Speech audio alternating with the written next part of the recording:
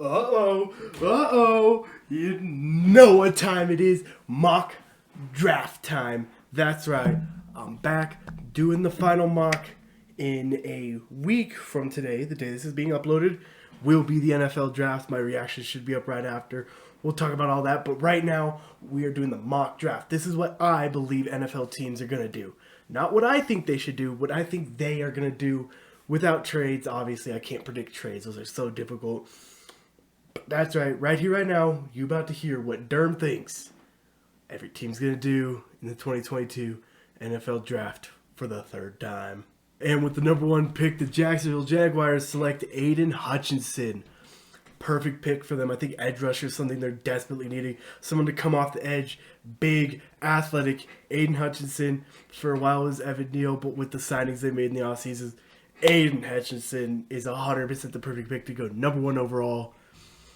Boy, I think he's going to make a big difference for that team. They signed Christian Kirk to an excessively high deal. I don't know why, but yeah, Aiden Hutchinson's first overall. With the second pick, I believe the Detroit Lions will take Malik Willis. I know, controversial pick. People are kind of... This quarterback class is not great.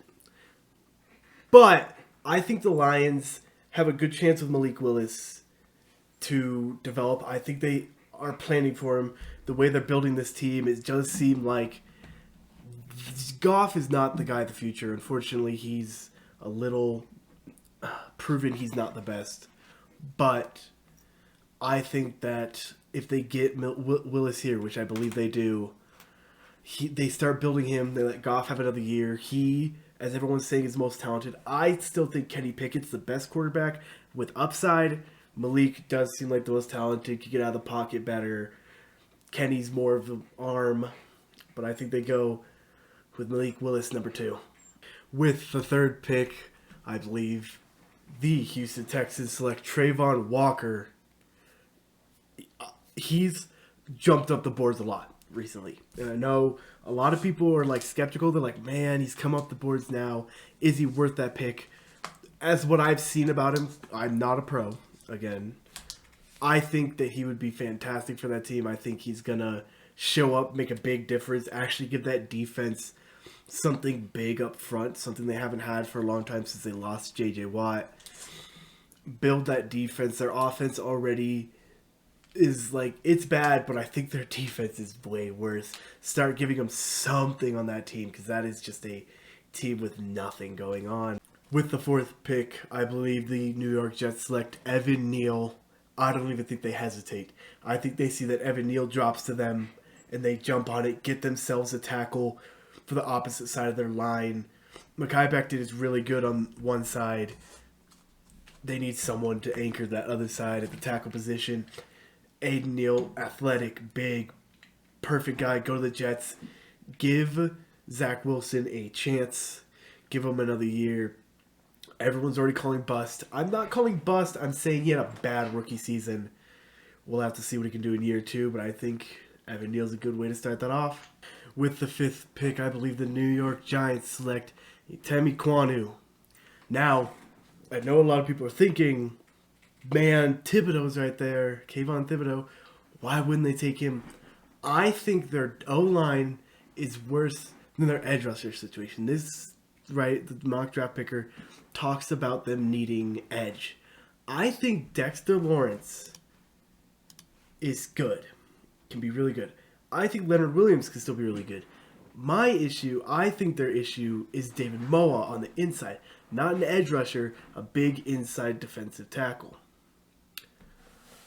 So, I think their big issue, offensive line, Matt Ganu's, Andrew Thomas is okay, but if you replace Matt Ganu with a Temi Kwanu, takes over right there. If you're going to let Daniel Jones be your starter, which I can go into a whole rant about that, but if Daniel Jones is going to be your starter, you got to give him a chance, and I think with Kwanu, you finally start giving him that. With the sixth pick, I believe the Carolina Panthers select Charles Cross.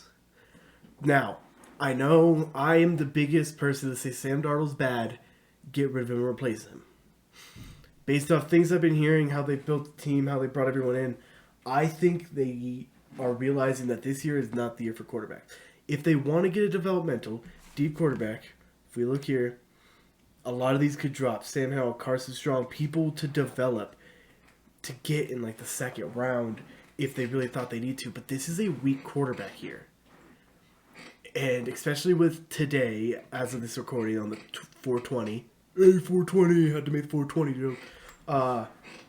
I think they're kind of saying, they said that they want to have him be the starter, and then the offensive coordinator backtracked and said that's the coach's decision. I think they do.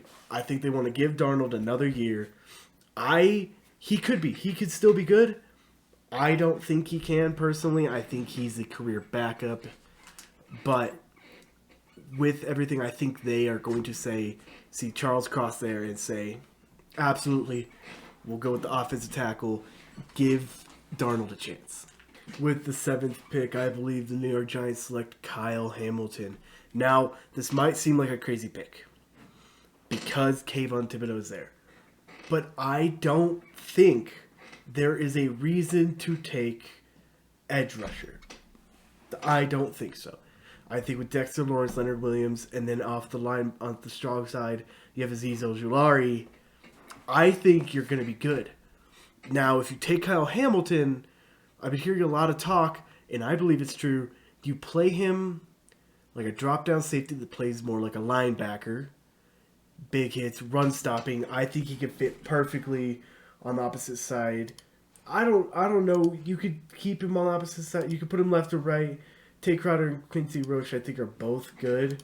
I don't think it matters which one you move, but I think you play him in that spot. You leave McKinney and Julian Love to mostly play in the safety spot. You give him a depth safety if they need. He's not really good in the single high, but I think he can play to help out there. I think you put him in a bunch of spots. I think Kyle Hamilton will do amazing things on that Giants offense, and I think that's what they would think too. With the 8th pick, I believe the Atlanta Falcons select Kayvon Thibodeau. Now, this was a hard pick. Knowing their need for receiver, with Calvin Ridley suspended, with their receivers being Olamide Zacharias, Dimitri Bird, and Kadero Hodges, and Kyle Pitts is their tight end. That is one option. Kyle Pitts. The others are not even there. That offense is weak. But pass rusher, they are just as bad for edge rusher. Grady Jarrett, John Kaminsky, no linebacker. Like Lorenzo Carter is the closest thing they have. And he is not going to get you a ton of rushing. So I think they go Thibodeau here. I think they boost up this defense with the thought of, with this being a deep receiver draft, you go into your second round, you get yourself a good receiver, help build up, give yourself a second option on that offense. So I think they pull the trigger and take Kayvon Thibodeau here. With the 9th pick, I believe the Seattle Seahawks select Jermaine Johnson. Now, this was one of the harder ones. This came between 3 players. I said it could be Jermaine Johnson. I said it could be Kenny Pickett because I believe that would be the quarterback actually, it was Desmond Ridder. Just thinking about it, 100% Desmond Ridder would have been the one they wanted if they went quarterback. Or I thought it could be Trevor Penning. So going through all those, I think the position I think they need, even though they could use the offensive line, I think they go D-line, build up that defense a bit. I think they go quarterback later. They can get O-line a little later just for depth. I think Jermaine Johnson helps that defense instantly. Probably starts on the opposite side of Shelby Harris because he's a 4-3 defensive end is what he's said to be best with. I think he's linebacker more, but I think they could breed him to be a great defensive end. I think that's what the Seahawks go with. With the 10th pick, I say the New York Jets select Ahmad Sauce Gardner. A lot of people saying could be the best player to come out of this draft. Give them someone great to put next to Bryce Hall up there. Just amazing, good corner. Help that defense a lot. I know We went offense with the first pick, got them offensive tackle. Now we help build their secondary with the best, in my opinion, corner in the draft. With the 11th pick, I say the Washington Commanders select Garrett Wilson, get themselves a top tier slot. I know what you're thinking, but they have Curtis Samuel, Monty Brown. No, they get Garrett Wilson. They guarantee a really good slot receiver. Having now Curtis Samuel, Monty Brown to fight for the number 2 role or number 3 role, I say probably Curtis Samuel will probably win that. Yeah, I say he's perfect. Get them a good number 2 receiver. Give Carson Wentz another person to target. With the 12th pick, I say the Minnesota Vikings select Derek Stingley Jr. Go in, get yourself the second best corner. Help build that corner depth that they are lacking ever since they let one of their former first-round picks be picked up by Arizona to be a number 3 there. And get yourself Derek Stingley Jr. I think could play amazing on that defense. Could become their number 1. Easy number 2. Perfect for them. With the 13th pick, I believe the Houston Texans select Trent McDuffie. Get themselves a bona fide number 1 corner. This thing's saying a bunch of other spots, but I'm like, nah. Their corner depth is so bad. Absolutely, without a doubt. They go into the corners and look at who's there. Trent McDuffie would be their pick. Get someone who go inside, outside, a big, versatile number 1. Help shore up that defense once again. And as I remember, they have gone defense twice. They've really shored up that defense. Hopefully, maybe in the second, they could shore up that offense. With the 14th pick, I believe the Baltimore Ravens select Jordan Davis. I think they don't hesitate here, taking the top interior defensive lineman in the draft, shoring up a position that honestly is probably the biggest weakness on this team. This team has a lot of good on offense. Their defense is decent, but just interior Michael Pierce just doesn't get it done. Get Jordan Davis. Then you have Derek Wolfe, Calais Campbell. You got Adofe Owe coming off the edge. I think that defense starts to look scary. With the 15th pick, I believe the Philadelphia Eagles select Drake London. I don't think they hesitate. I think they see Drake London and just dive at him. Probably could be the best receiver in the draft. It doesn't matter what the rest of their receiver core looks sad. They've drafted horrible. I think they get lucky here and able to draft great. Takes the number 1 spot. They have Pascal. They have Smith, Reed, Arcega-Whiteside. I think Drake London jumps all of them, takes the number 1 spot, gives Hurts a really good number 1 receiver. And they might actually have an offense to be scared of. With the 16th pick, I believe the New Orleans Saints select Jameson Williams. Get themselves a wide receiver, someone to hit in the slot. I think that works on their team. I do believe that they will want someone. They have Michael Thomas to be their number 1. Get them a bona fide number 2 slot receiver with speed and ability. I think Jameson Williams is great. I think Chris Olave, he's amazing. I think Jameson's going to have a little bit more upside.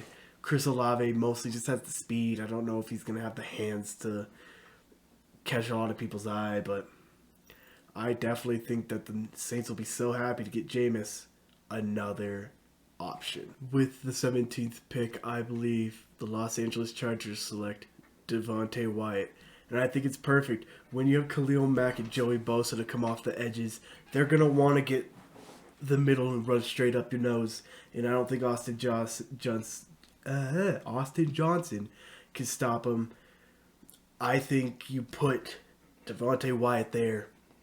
I think he's a big 3-down nose tackle that just stops the run on the inside, and all of a sudden that defense becomes one of the most locked down defenses in the league. With the 18th pick, I believe the Philadelphia Eagles select Andrew Booth Jr., get themselves their future number 1 on the outside. Darius Slay is getting older. Avonte Maddox, not that good.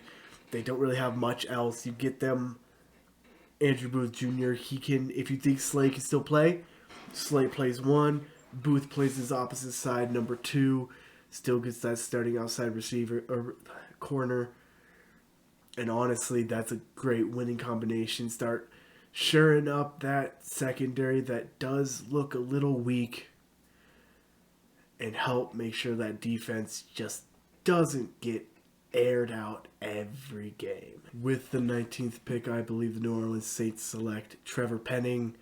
Sure up the tackle position. Hurst is getting older. Ramczyk is okay, but injuries, and I don't believe he's that great. Get some more protection for Jamison Williams. Trevor Penning, obviously not the top offensive tackle. I still believe he could be really good, and I believe he can help that offense. With the 20th pick, I believe the Pittsburgh Steelers select Zion Johnson.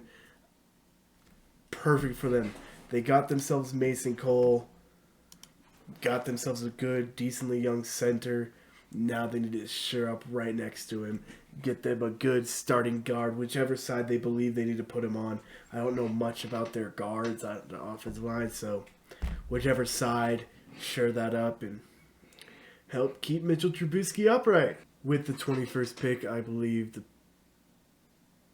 New England Patriots select Devin Lloyd. Fits their system perfectly.